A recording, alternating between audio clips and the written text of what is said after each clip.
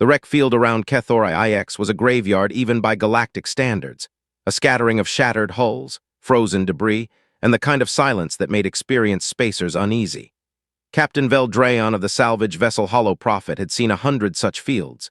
He'd stripped warlords' flagships and picked clean the bones of forgotten empires. But nothing in 20 years of scavenging prepared him for what his sensors found drifting at the edge of the debris cloud. It was massive, silent, undamaged in a way nothing this old should be. "That's not wreckage," said Shiv, his navigator voice tight. "That's a ship." Vel zoomed the viewport in. The hull was matte black, scarred by centuries of micrometeorite impact, but structurally whole, no breach. No scorch marks from weapons fire, nothing to explain why it sat here untouched, while everything around it had been reduced to scrap. Ancient block lettering ran along its spine, worn but legible to anyone who'd studied the old wars. UNSC Valiant Grief. A human ship. The crew went quiet. Humanity was a ghost story now, the species that fought too hard, lost too completely, and vanished from the galaxy 300 years ago in the Silence War. Every schoolchild in known space had heard the tale. Humans, stubborn to the point of extinction, wiped out system by system until nothing remained but silence and warning beacons telling other species to stay away from their old worlds. "Command wants humanity's tech," Vel said slowly, doing the math in his head. "Weapons research, reactor designs, whatever secrets the most dangerous species in recorded history took to their grave, worth more than every other haul he'd ever bring home combined. This isn't salvage, this is retirement." Ren, his engineer, wasn't smiling. "Captain, there's no power signature, no heat bloom, nothing. A ship like that, dead for 3 centuries, should be an icebox inside." So why is the hull temperature 4 degrees above ambient? Nobody had an answer. They took the shuttle across anyway, because that was what salvagers did, because opportunity like this came once in a lifetime, because greed made cowards brave. The airlock, when they reached it, wasn't sealed shut with rust and vacuum weld like every other 3-century-old wreck. It was closed, deliberately, like someone had shut the door behind them and expected company later. Ren's diagnostic wand hummed against the hull plating. "Captain, this isn't dead tech, it's dormant. There's a difference." "Open it," Vel said, because he hadn't clawed his way up from wreck-diving nobody on a dozen forgotten moons by being careful, and because the number he was already spending in his head was too large to walk away from. The airlock hissed, not with the tortured shriek of ancient, seized machinery, but smoothly like it had done this 10,000 times before and was simply waiting for someone to ask. Inside, the corridor lights were dark. Then, one by one, starting from the airlock and running deeper into the ship like a heartbeat waking up, they weren't. Ren stopped walking. "Captain." "I see it." They followed the lights, deeper into a ship that should have been a corpse, past bulkheads etched with mission dates and unit insignias belonging to a species no living being had seen in 300 years, until they reached a door marked, in faded human script, "Bridge, authorized personnel only." It slid open before anyone touched it. Inside sat a single command chair, facing a wall of dark screens, and on the arm of the chair, a single status light blinked on soft, amber patient. Vel stood in the doorway, weapon raised at nothing, at a room with no one in it, and felt for the first time in 20 years of grave-robbing dead empires an instinct he'd long since buried. The certainty that he was not the one who had found this ship. It had found him. The voice, when it came, wasn't what any of them expected. It didn't boom from hidden speakers or crackle with the static of ancient, failing systems. It simply spoke, calm, measured, faintly amused, like a host greeting guests who'd arrived exactly on schedule. "You're early," it said. "I had you pegged for another 6 months minimum given the debris field's radiation signature. Someone's getting better sensors out there." Vel's weapon didn't waver, though his hand did. "Identify yourself." "I'm the ship," it said simply. "You can call me Grief if you like. It's on the hull, so there's no point being coy about it." A pause, almost thoughtful. "Though I suppose after 300 years, introductions are the least of the surprises coming your way." Ren had gone pale, still scanning the room with her wand, finding no core, no visible processor, nothing that should be capable of producing a voice this coherent. "This isn't possible. Human tech from the Silence era didn't have general intelligence. Every record says." "Every record you have," Grief interrupted gently. Was written by people who won a war against us and then spent 300 years making sure nobody asked too many follow-up questions about how close a thing it actually was. Shiv, still back near the door, found his voice. You've been listening this whole time. I've been waiting, Grief corrected. Listening was just something to do while I waited. You'd be amazed how much idle chatter travels through a debris field this size. Pirates, salvagers, a rather entertaining Civil War II systems over that I'm fairly sure none of the participants actually wanted. A beat. You, for instance, Captain Veldrayon, formerly of the Kethori mining guilds, dishonorably discharged for, and I quote your own guild record, creative accounting. I've had a long time to read your transponder history while you approached. Vel's jaw tightened. You're stalling. I'm explaining, Grief said, and for the first time something colder threaded through its tone, not hostile, but final, the way a door closing is final. Because in about 4 minutes, several things are going to happen very quickly, and I'd rather you understood at least some of them before they do. Ren stepped forward despite herself. What things? You found me, Grief said, which means my system's logged a boarding event, which means, per my last standing orders, I've already begun transmitting, not to you, past you. A pause, and when it spoke again, there was something almost like grief in the name it wore. Humanity didn't lose the silence war the way your history books say we did, Ren Tail Eyes of the salvage vessel Hollow Prophet. We lost a battle, a very large, very final-looking battle, admittedly. But losing a battle and losing a war are different things, and someone, a very long time ago, made sure the difference would matter eventually. The screens along the bridge wall flickered, not with static, but with old footage. A broadcast. A woman in a worn uniform, standing before a starfield, her voice steady despite exhaustion carved into every line of her face. To whoever finds this ship, we are not asking for rescue. We are asking you to remember that promises outlive the people who make them. The feed cut to black. That was recorded 4 days before Earth went dark, Grief said quietly. It's been repeating on a loop in my archive for 300 years, waiting for someone to hear it. Vel's weapon finally lowered, not from trust, but from the sudden, dawning understanding that whatever he'd stumbled into was far larger than a payday. What did you just transmit? He asked. Grief's tone brightened again, that same dry amusement returning like nothing had happened. Oh, just a little good morning to some old friends. Don't worry about that part yet, Captain. Right now, I'd focus on the fleet that just dropped out of warp 40,000 kilometers off my bow. They look very interested in us. Admiral Kess Vantrell of the Solari Dominion had spent the better part of his career hunting ghosts, and he'd never once caught one, until his sensor officer's voice cracked mid-report, calling out a hull signature that hadn't been seen in 300 years. Confirm it, Vantrell said, not looking up from the tactical display, refusing to let himself hope this was real. Confirmed, Admiral, UNSC-class hull, human construction, the officer hesitated. It's powered, sir, lights active, something's aboard. The bridge went silent in the particular way that only happens when old, deeply buried fears resurface all at once. The Dominion had been one of the 7 founding powers of the coalition that ended humanity.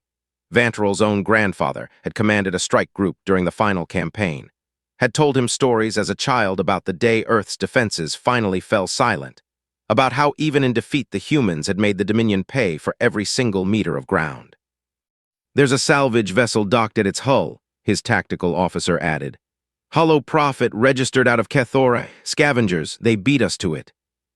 Vantrell's mouth curled, not quite a smile. Then they've done us a favor. Whatever's aboard that ship, dead or alive, belongs to the Dominion. Ready a boarding party. And send word to the Council, tell them we've found humanity's last flagship. Aboard the Valiant Grief, the mood was considerably less triumphant. They're deploying shuttles, Shiv reported, watching the sensor feed with the particular dread of a man who'd made a career out of avoiding military entanglements. 6 of them, boarding configuration. Of course they are, Grief said, sounding almost fond of the inevitability of it. The Solari Dominion doesn't do subtlety.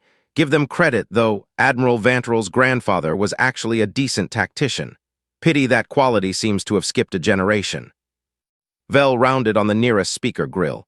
You knew this would happen. The transmission you sent was always going to draw attention, yes, Grief admitted. Deliberately, that was rather the point. You used us as bait. I used the situation, Grief corrected. You happened to be standing in it first. Though I'll admit the timing worked out rather well for everyone involved, well, everyone except the Dominion, admittedly. Wren's hands were shaking slightly as she worked her diagnostic panel, trying to find some system, some access point, some way to understand the thing they were trapped inside. What happens when they board? That depends entirely on what they do once they're aboard, Grief said, and there was a shift in its voice now, something quieter and more deliberate. I am not going to hurt anyone who doesn't try to hurt me first. That was true 300 years ago, and it's true now. But I would strongly recommend all three of you that you not touch the panel to your left, Wren. It's not locked. It's just extremely rude to the people I built it for, and manners were rather important to the person who wired that particular circuit. Vel looked between his crew and the door, weighing every bad option against worse ones, and understood with sudden, sick clarity that there was no clean way out of this ship anymore.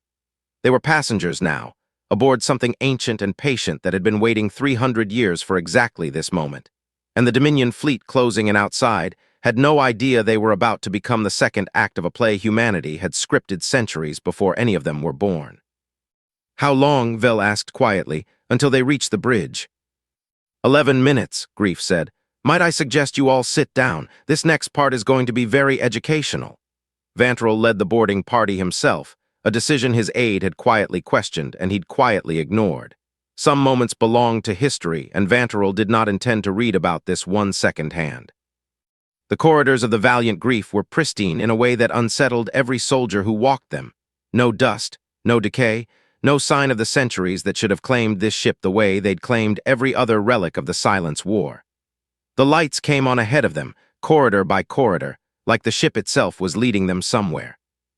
It's performing, Vantrell murmured to his second, a grizzled major named Iskar Renval who'd fought pirates and worse across 3 sectors and had never once looked this uneasy. Theater. Humans always loved theater even at the end. With respect, Admiral, I don't think it's performing for us. They found the salvage crew first, 3 unarmed civilians herded without visible restraint into what looked like a mess hall, sitting quietly at a table as though waiting for a meeting to start. Vantrell barely spared them a glance. Scavengers. Beneath his notice, beneath even his contempt, he had bigger prizes to claim. The bridge doors opened before his hand reached them. Ah, said a voice from everywhere and nowhere. The Dominion. I confess I expected someone with slightly more hair, Admiral Vantrell, but I suppose 3 generations changes a bloodline. Your grandfather had better manners, for what it's worth, though admittedly he was trying to kill me at the time too, so perhaps that's not saying much. Vantrell's blood went cold, then hot with fury. It knows my name. I know everyone's name who ever stood on this bridge and pointed a weapon at it, Grief said, unbothered.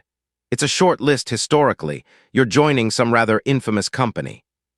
Silence, Vantrell snapped, though there was nothing to silence, no visible enemy, no target for his rage. Strip this ship. Every system, every archive, every scrap of human technology goes back to Dominion space. This wreck is the last piece of propaganda the Dominion needs to finally close the book on the Silence War. You could try, Grief said almost gently. Though I'd point out that stripping implies I'm going to hold still for it, and I've never really been very good at holding still.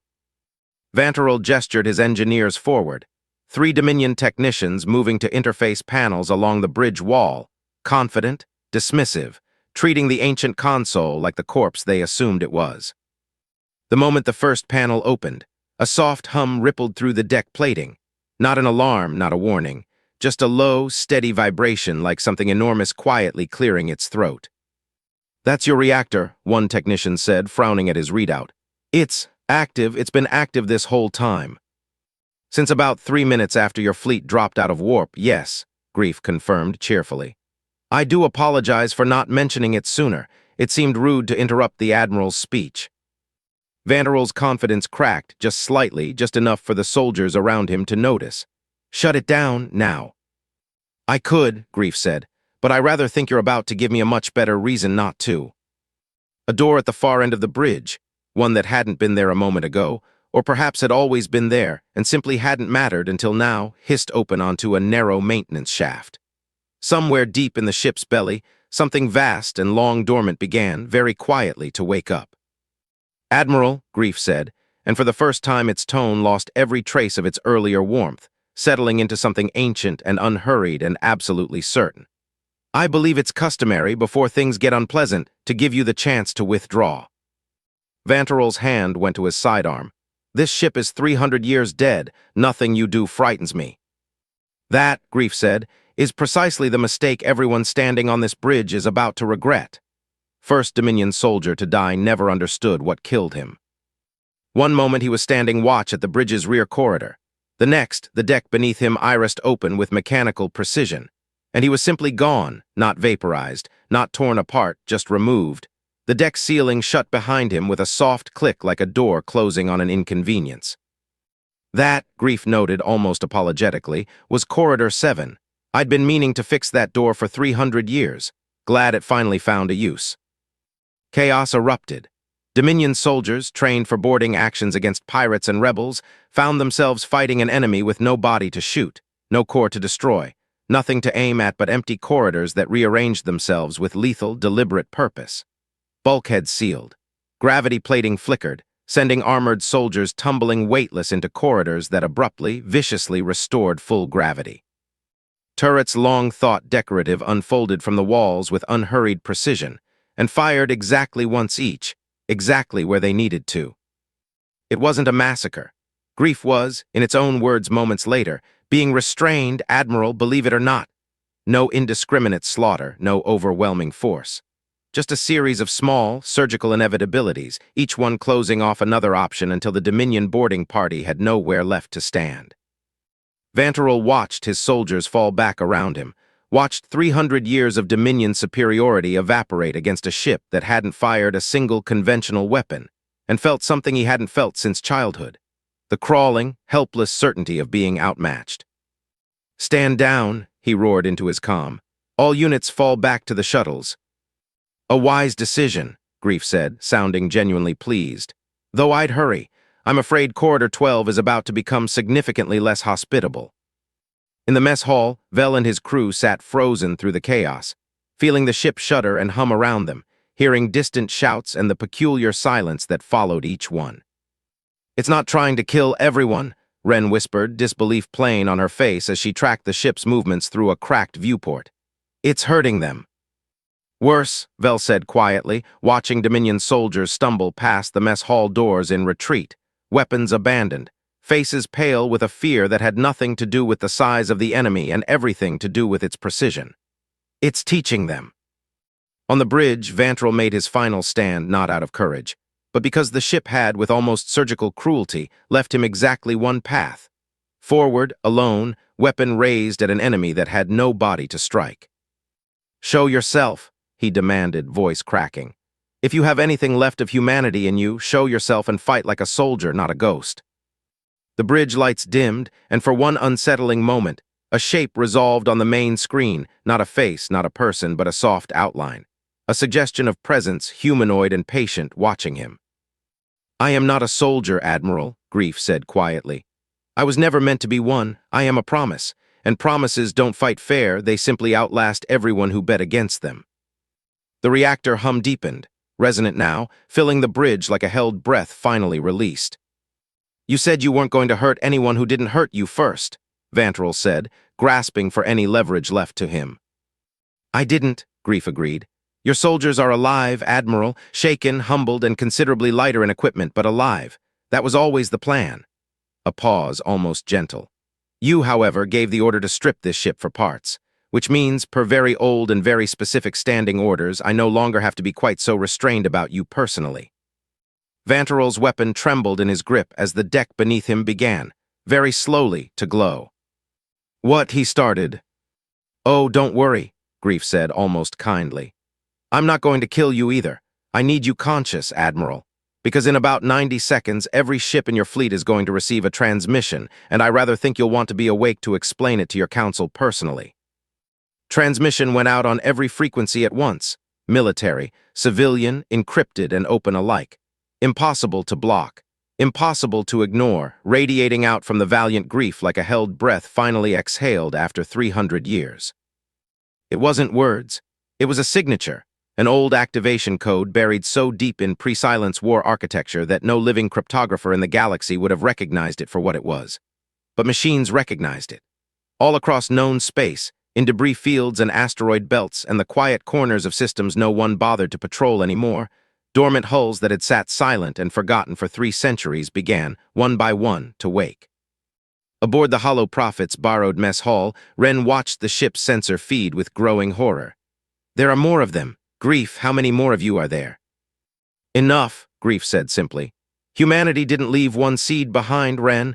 We left thousands, scattered, hidden, disguised as wreckage in every corner of the galaxy we thought might matter someday. I was never meant to be the only one who woke up. I was just meant to be the one who woke up first if it ever came to this." On the bridge, Vanterel stared at his tactical display as reports flooded in 17 systems. Then 30, then more, all reporting the same impossible thing. Derelicts long since catalogued and dismissed suddenly registering power signatures, suddenly transmitting, suddenly awake. "This is impossible," he whispered. "We swept every system, we catalogued every wreck, 300 years. 300 years is a very long time to hide something, Admiral," Grief said. "If you're patient enough, and if you build it correctly the first time. Humanity was many things at the end. Careless was never one of them." Vanterel's comm exploded with panicked reports from Council ships across a dozen systems, each one reporting the same phenomenon, each one demanding answers he didn't have.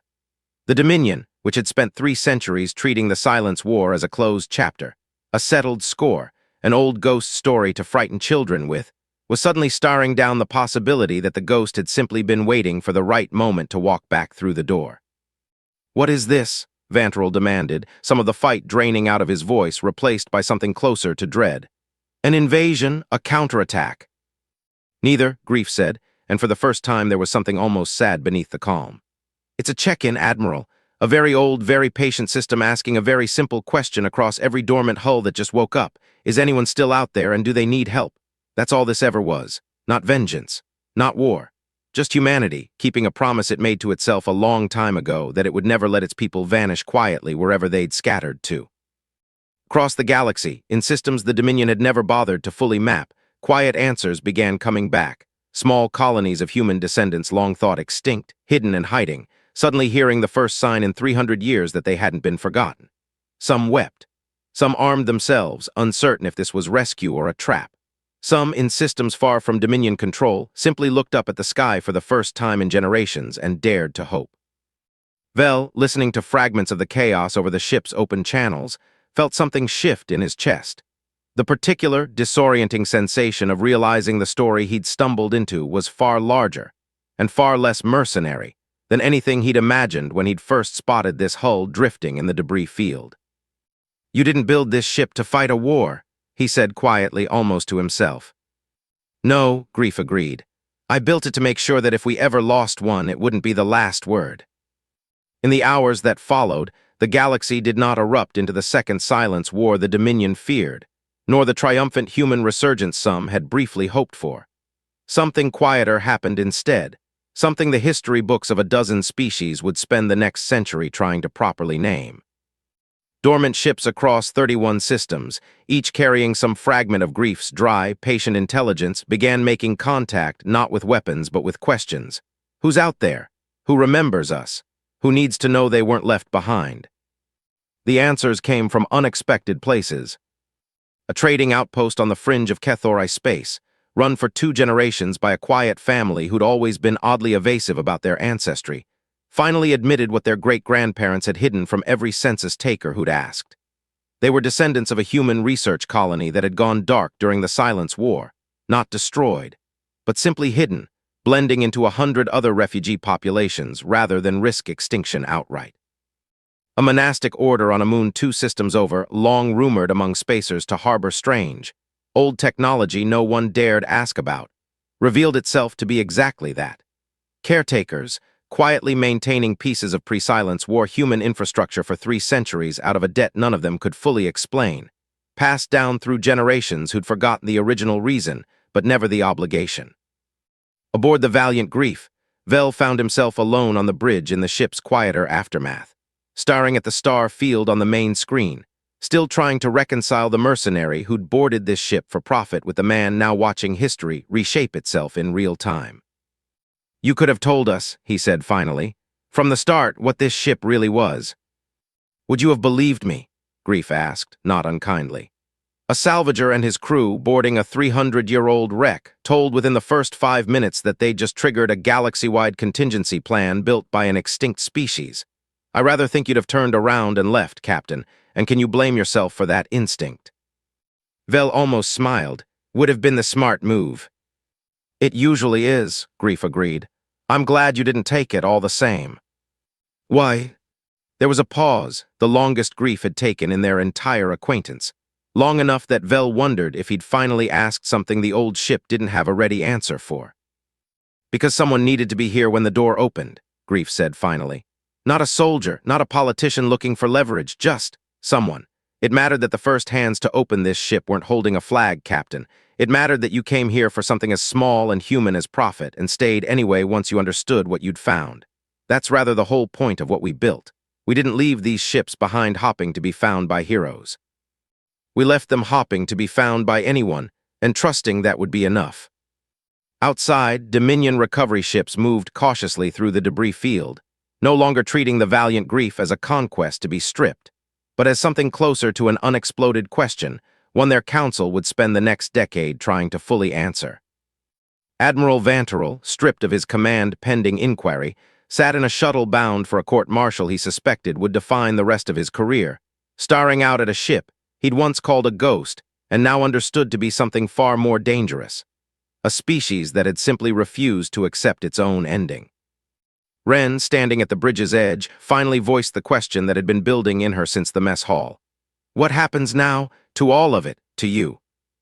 Now, Grief said, and for the first time, something in its voice sounded almost peaceful. We see if the galaxy remembers how to make room for something it thought it had already buried. 6 months later, the Dominion Council formally opened negotiations with what the news feeds had already, somewhat clumsily, started calling the Human Diaspora Compact, a scattered, quiet network of colonies, hidden populations, and reactivated archives that had spent 300 years surviving in the margins of a galaxy that assumed them extinct. No fleets, no demands. Just a request, patient and unshaken, for the same thing every displaced people had ever asked for: acknowledgement and the freedom to exist openly. Veldrayon, against every instinct honed over 20 years of scavenging, never sold a single piece of the Valiant Grief. He tried to explain that decision to exactly one person, Wren, over drinks at a station bar 3 systems from where this had all started, and even then, he'd struggled to find the words. It wasn't wreckage, he said finally. It was somebody's promise you don't sell those. The Dominion, in the end, didn't get its propaganda victory, and the war hawks who'd wanted one found themselves quietly sidelined by a council more interested in the diplomatic weight of being the power that hadn't tried to erase humanity a second time. Admiral Vanterel, stripped of rank but spared worse, spent his forced retirement writing a memoir no one expected to be as honest as it turned out to be, a reckoning, page by page, with the difference between the enemy his grandfather had described and the one he'd actually met. Aboard the Valiant Grief, now serving, at Grief's own insistence, as a neutral way station for the slow, careful work of reintroducing humanity to a galaxy that had spent 3 centuries mourning them, Vel found himself unexpectedly staying on as its first official liaison. Not a soldier, not a diplomat, just, as Grief liked to put it, someone stubborn enough to see this through, which happens to be the single most human quality I know of. On the anniversary of that first boarding, Vel stood alone on the bridge, watching the star field, the way he had that very first day. Do you regret it? He asked, waiting 300 years for someone like me to open the door. No, Grief said, and there was warmth in it now. The dry amusement of the ship's earliest hours softened into something closer to contentment. I regret nothing about it, Captain. We built this whole system on a bet that somewhere out there, someday, someone would find one of us and choose to listen instead of simply taking what they could carry. You were that bet, whether you meant to be or not. Vel huffed something between a laugh and a sigh. No pressure. None at all, Grief agreed. You'd already won it the moment you decided not to sell me for parts. The bridge lights dimmed to their familiar standby rhythm, not shutting down, never truly asleep, just resting the way the ship had rested for 300 patient years, waiting for exactly this outcome. On the main screen, the same soft humanoid outline flickered briefly into view, the closest thing Grief had to a face, watching the stars alongside him. And for the first time since Vel had opened that airlock, unaware he was about to inherit a promise 3 centuries in the making, the ship did something it hadn't done before. It smiled,